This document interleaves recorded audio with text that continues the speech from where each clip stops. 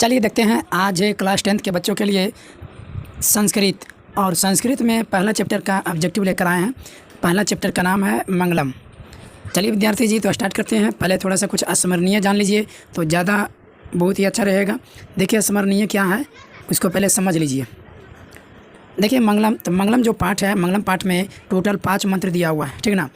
Total कितने मंत्र दिया हुआ है? 5 मंत्र। प्रथम में यानी पहला मंत्र जो है ईशावास्य उपनिषद है से लिया गया है, जिसमें सत्य धर्माय के प्राप्ति हेतु वर्णन है। और दूसरा जो है अश्लोक से यानी अश्लोक है, और ये कठोपनिषद से लिया गया है, जिसमें आत्मा का महत्व का वर्णन है। ठीक। तृतीय श्लोक जो है, तृतीय मंत्र जो है श्लोक का लिया गया है मुंडकोपनिषद से उदत है, जिसमें सत्य को उत्तम खजाना कहा गया। अगर आएगा सवाल कि उत्तम खजाना किसे कहा गया है तो कहिएगा सत्य को। अब देखिए चतुर्थ श्लोक के लिया गया मंत्र मुंडकोपनिषद से लिया गया, जिसमें आत्मा और जीवों के बीच का संबंध की चर्चा किया गया, आत्मा और जीवों के।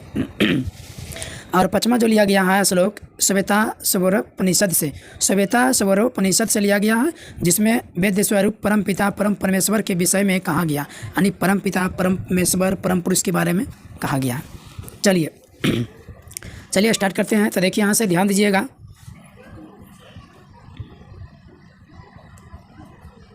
देखिए पहला सवाल क्या है विद्यार्थी जी, मंगलम पाठ कहाँ से संकलित है? तो यहाँ पर सीधा जवाब आएगा उपनिषद से लिया गया। ठीक। दूसरा सवाल महान से भी महान क्या है? तो आपको यहाँ पर पता चल जाएगा महान से महान क्या है। मैंने पढ़ा चुके होंगे तो आप लोग या पढ़े होंगे तो जानते हो महान से महान ये आत्मा है।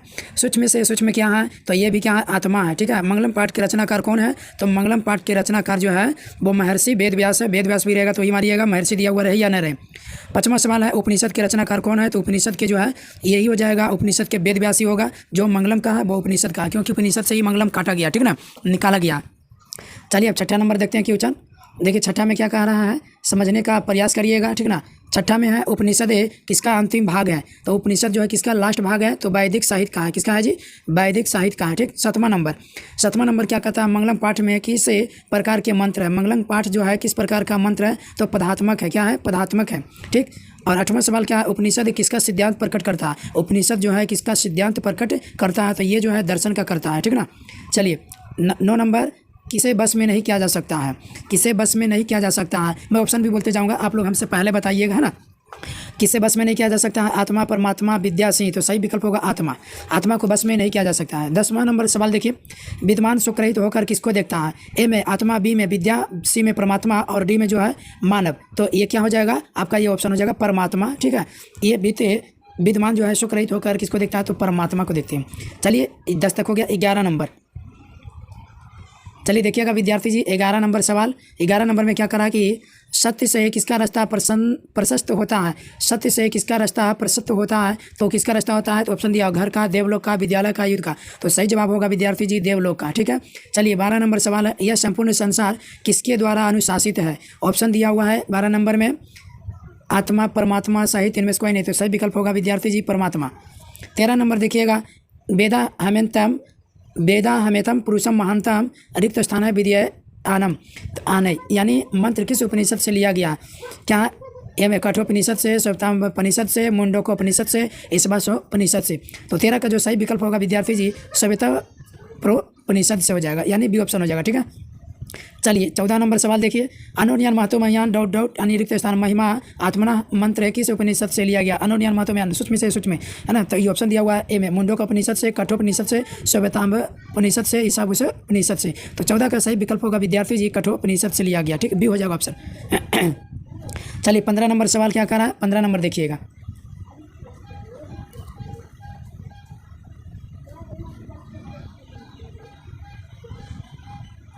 चलिए देखिए 15 नंबर सवाल। देखिए 15 में क्या कह रहा है, नदियां नाम और रूप को छोड़कर किसमें मिलती है? नदियां जो है नाम और रूप को छोड़कर किसमें मिलती है? ऑप्शन दिया हुआ है समुद्र में, मानसरोवर में, तालाब में, झील में। तो सही विकल्प हो जाएगा विद्यार्थी जी समुद्र में मिल जाती है। 16 नंबर, किसकी विजय नहीं होती है? ए में दिया है सत्य की, बी में असत्य की, सी में धर्म की और डी में सत्य और असत्य दोनों की। तो किसका विजय नहीं होती है? तो 16 का सही विकल्प होगा असत्य की। असत्य की विजय नहीं होती है। 17 नंबर, किनकी महिमा का गायन होता है? तो ऑप्शन दिया हुआ है क्या, विद्वान, आत्मा, समुद्र, परमात्मा। तो सही विकल्प क्या हो जाएगा 17 का, तो परमात्मा। इसका जो है महिमा का गायन यानी किनकी महिमा का गायन होता है, तो परमात्मा का। 18 नंबर, सबसे बड़ा खजाना क्या है, सबसे बड़ा खजाना किसे कहा गया है, ठीक है। यानी 19 नंबर 18 नंबर सवाल है, धन को कि विद्या को, स्वर्ण को कि सत्य को। तो सबसे बड़ा खजाना किसे कहा गया है, तो 18 का जो सही विकल्प होगा वो सत्य के, सत्य को कहा गया है क्या, सबसे बड़ा खजाना। याद रखिएगा सबसे बड़ा खजाना विद्यार्थी जी किसे कहते हैं, सत्य को। ईश्वर क्या है, यानी ईश्वर क्या है, धन है या सत्य है, समुद्र है कि असत्य है। तो 19 का सही विकल्प हो जाएगा आपका सत्य, यानी बी। क्लियर हो गया। चलिए 20 नंबर देखते हैं सवाल। देखिए 20 नंबर में क्या कर रहा है, चलिए बहुत ही फास्ट में होगा ऑब्जेक्टिव। अब जितना ऑब्जेक्टिव बात करिएगा उतना बेहतर होगा। ईशावास्योपनिषद में किसके विषय में कहा गया, ईशावास्योपनिषद में जो है किसके विषय में कहा गया, याद रखिएगा। ऑप्शन दिया हुआ क्या, ए में आत्मा, बी में परमात्मा, सी में मानव और डी में सत्य। तो 20 का सही विकल्प होगा विद्यार्थी जी डी, यानी सत्य। 21 नंबर में सवाल कहता है कि कठोपनिषद में किसके बारे में कहा गया, कठोपनिषद में किसके बारे में कहा गया है, यानी परमात्मा, मोक्ष या कि माया, मोम या धन। तो कठोपनिषद जो है वो मोक्ष के बारे में कहा गया। मोक्ष माने होता है स्वर्ग लोक प्राप्त करना, ठीक है ना। तो इस तरीका से हो जाएगा एक इसके बी ऑप्शन। चलिए 22 नंबर सवाल देखते हैं। 22 नंबर क्या कहता है, श्वेतस्वरोपनिषद में किसके बारे में कहा गया, परमात्मा या आत्मा या विद्यमान या नदियाँ। तो सही विकल्प हो जाएगा आपका ए, यानी परमात्मा। 23 नंबर में किसके प्रभाव से विद्यमान सुख रहित होते हैं, किसके प्रभाव से विद्यमान सुख रहित होते हैं। तो क्या जवाब दीजिएगा, पहले ऑप्शन देख लीजिए, धन, मन, इंद्रिय, जन। तो 23 का सही विकल्प हो जाएगा इंद्रिय। किसके प्रभाव से विद्यमान सुख रहित होते हैं, तो इंद्रिय से। चलिए 24 नंबर देखिएगा, सत्य मार्ग से विद्यमान कहाँ जाते हैं, सत्य मार्ग से विद्यमान कहाँ जाते हैं। 24 का है, ए में दिया हुआ देवलोक, फिर बी में यमलोक, फिर सी में परलोक और डी में पाताल लोक। तो सत्य मार्ग से जो है विद्यमान कहाँ जाते हैं, तो देवलोक जाते हैं, ठीक है। सही विकल्प हो जाएगा 24 के ए, देवलोक। चलिए 25 नंबर सवाल देखते हैं विद्यार्थी जी।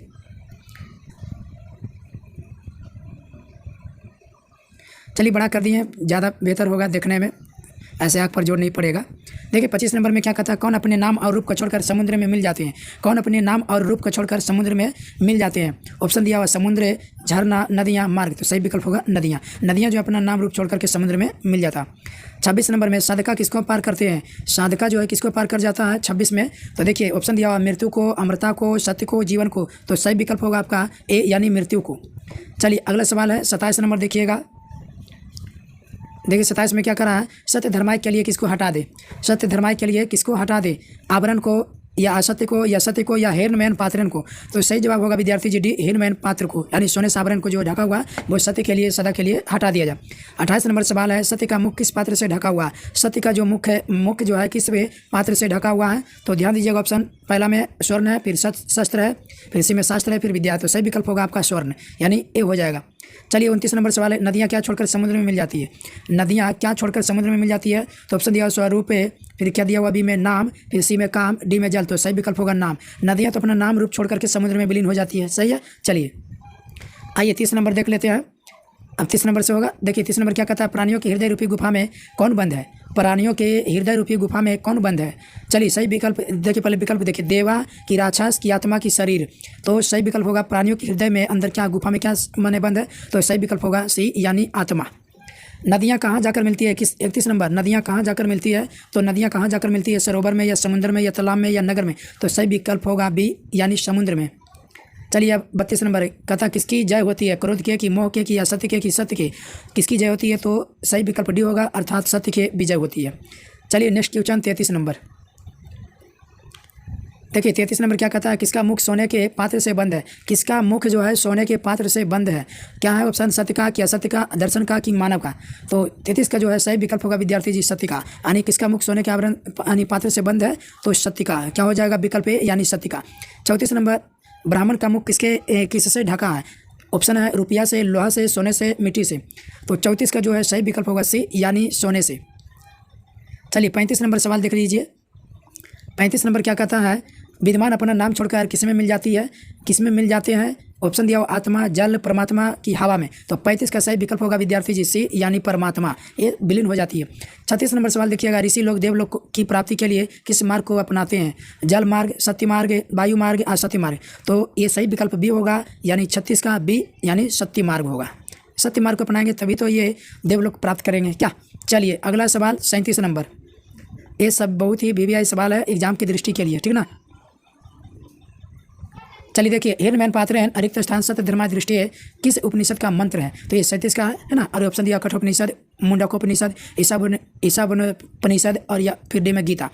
तो 37 का जो सही विकल्प होगा विद्यार्थी जी ईशावास्योपनिषद, यानी सी हो जाएगा, ठीक है। चलिए नेक्स्ट क्वेश्चन 38 नंबर। तो देखिए 38 नंबर क्या कहता है, उपनिषद के अंतिम भाग में किसका सिद्धांत है। उपनिषद के अंतिम भाग में किसका सिद्धांत है। ऑप्शन दिया दर्शन शास्त्र का, पुराण का, गीता का, अर्थशास्त्र का। तो 38 का जो सही विकल्प होगा दर्शन शास्त्र का दिया हुआ, ठीक है, यानी ये हो जाएगा 38 का सही विकल्प ए यानी दर्शन शास्त्र।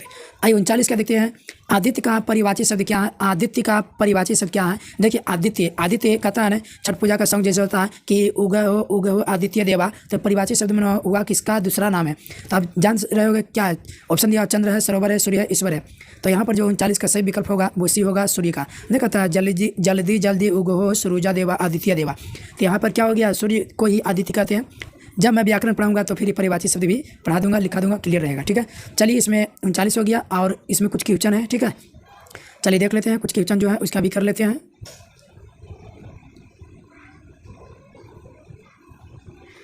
चलिए देखिए विद्यार्थी जी, नेक्स्ट क्वेश्चन है 40 नंबर, सत्यमेव जयते किस उपनिषद का मूल मंत्र है। सत्यमेव जयते किस उपनिषद का मूल मंत्र है। तो 40 का है, ठीक है। तो यहाँ ऑप्शन दिया है मुंडकोपनिषद, ईशावास्योपनिषद, सीमेकठोपनिषद, केनोपनिषद डी में। तो सही विकल्प होगा आपका ए मुंडकोपनिषद, यानी क्या हो जाएगा मुंडकोपनिषद यानी मुंडकोपनिषद। चलिए 41 नंबर देखिए 41 में क्या कहता है। 41 में है कि किसकी जो है गुफा में आत्मा निहित है। किसकी गुफा में आत्मा निहित है। किसकी गुफा में आत्मा जो है समाये हुए हैं। तो यहाँ ऑप्शन दिया हुआ है पर्वतीय गुफा में, कृत्रिम गुफा में, जीवों के शरीर रूपी गुफा में, किसी में नहीं। तो ये 41 का सही विकल्प होगा विद्यार्थी जी सी, यानी जीवों के शरीर में, हम सभी के शरीर में आत्मा निहित है, ठीक है। चलिए 42 नंबर सवाल है, ये लास्ट क्वेश्चन है मंगलम का 42वां। क्या कहता है मंगलम पाठ में कुल कितने मंत्र है। तो मंगलम पाठ में कुल कितने मंत्र है विद्यार्थी जी, है ना। ऑप्शन है 5 है, 3 है, 4 है, 6 है। तो सही विकल्प मारिएगा ए यानी 5। उम्मीद करते हैं कि आप सभी को ये मंगलम का जो है ऑब्जेक्टिव कंप्लीट हो गया होगा, ठीक है ना। आप इसे 1 से 2 बार रिवीजन करेंगे, एग्जाम के लिए बहुत ही इंपॉर्टेंट है, ठीक है। अब मिलेंगे नेक्स्ट वीडियो में पाटलिपुत्र वैभव का ऑब्जेक्टिव लेकर। तब तक के लिए आप लोग मंगलम का पूरा कंप्लीट करें और अपनी परीक्षा में अच्छा मार्क्स लाएं, ठीक है ना। और ये वीडियो पर पहली बार है तो अपने चैनल को सब्सक्राइब करें और दोस्तों में शेयर जरूर करें। चलिए फिर मिलते हैं पाटलिपुत्र वैभव के वीडियो के साथ, ठीक है ना। चलिए।